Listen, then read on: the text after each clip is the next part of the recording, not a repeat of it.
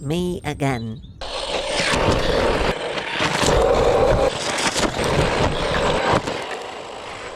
A few people are beginning to show some concern about the state of the van. Well, I'm here to reassure you that not only is it beautifully taped up, it's also perfectly safe. In fact, I woke up this morning feeling as though today is just gonna be one of those days where everything is going to go my way. I've just got that feeling, and I know to trust my gut. I have plenty of days where I wake up thinking maybe today's not gonna be a great day, so it's nice to have one the other way around. And rather than wonder why I feel this way, I'm gonna harness my positive outlook and just enjoy it instead. So, grab your positive harness and come and enjoy it with me, and let's go!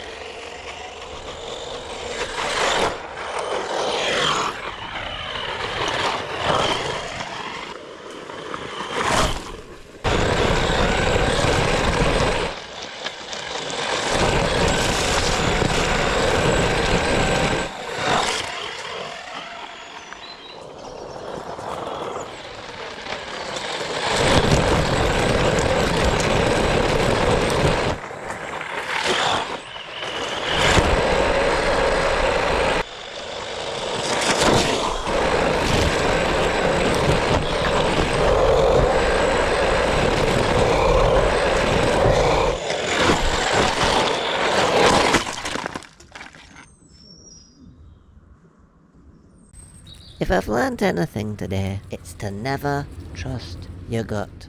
I'm just lucky I'm blessed with a thick neck.